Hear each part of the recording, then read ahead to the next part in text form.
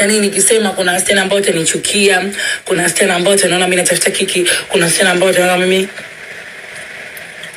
natafuta trainings, used to training, si ndio? Ngoja nionyesheni kitu kimoja. Mimi naweza nikiingia sasa hivi hapa nikasema nimezaa na Diamond Platinum. Watu wakachukua video yangu, wakaisambaza mitandaoni, wakajua kweli mimi nimezaa na Diamond Platinum, si ndio?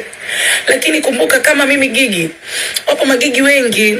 Hilo jina la Gigi kalianzisha Gigi Mane, sijui unanielewa? Mpaka mimi nimeitwa Gigi, na hapa mtaani kwetu kuna magigi 1000 1000, yani kwa kichwa changu kuna magigi karibuni bilioni 1 na trilioni 1.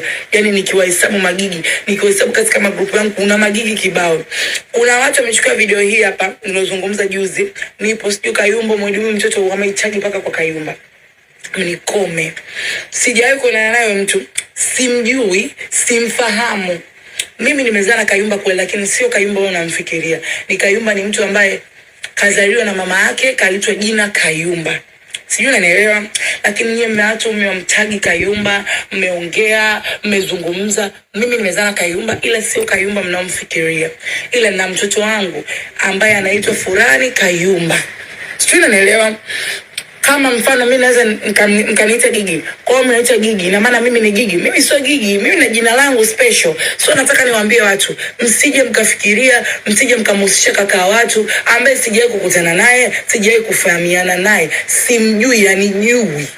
Iko hivyo. So jamani, ameni sana, yule ni msanii, yule ni kioo cha jamii. Sijui maisha yake na watu ambao waliwazoea, yani sijui maisha yake yeye na mashabiki, lakini katika maisha yangu mimi nilomtizama Kayumba mnamsemea nyie na mlomtagi ni mtu ambaye mpore, mstaarabu, mcheshi, hana longolongo, hana mambo mengi, hana skendo za umalaya. Iko hivyo. Basi naomba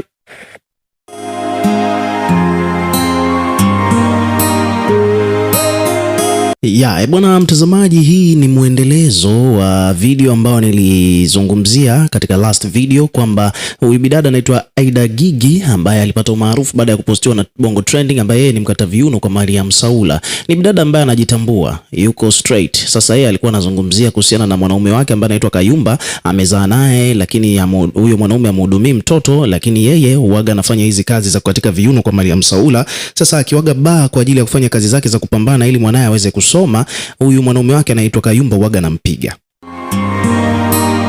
Yani wakikutana baa huko, huyu jamaa huaga anamwangushiaga kipigo, jambo ambalo huyu bidada yeye limetokea kumkwaza na akaamua kuliposti katika mitandao ya kijamii. Sasa baada ya kufanya hivyo, basi moja kwa moja ndo ikapelekea mwanadada huyu kuzungumza kwa mara nyingine tena, kwamba maana alivyozungumzaga hivyo Kayumba watu wakajua kwamba ni Kayumba Associate, yule msanii ambaye alikuwaga mkubwa na wanawe, akaja akashinda Bongo Star Search, watu wakahisi ni yule ndio aliyezaa naye, kumbe sio huyo. Kwa hiyo ikabidi aje aweke vitu bayana au anyooshe maelezo kwamba ni Kayumba mwingine kabisa ambaye yeye amezaa naye na sio huyu ambaye ni star watu wanamjua wa Bongo Flava. So hivyo ndivyo mambo yalivyo. Ukiwa kama mdau, weka maoni yako katika comment section. Hiki ni kitu ambacho huyu dada amekifanya cha kiungwana, kwa sababu angekuwa ni mdada mwingine ambaye anataka kiki, angekaa kimya ili azidi kuzungumziwa kwamba alizaa na msanii mkubwa hapa Tanzania ili apate kiki na vitu vingine kama hivyo, lakini yeye ameamua kuweka vitu clear, hataki matatizo, hataki issue za kumchafulia mtu brandi na mambo mengine kama hayo. So ukiwa kama mdau, weka maoni yako na pia subscribe kwa ajili ya kupata update zaidi.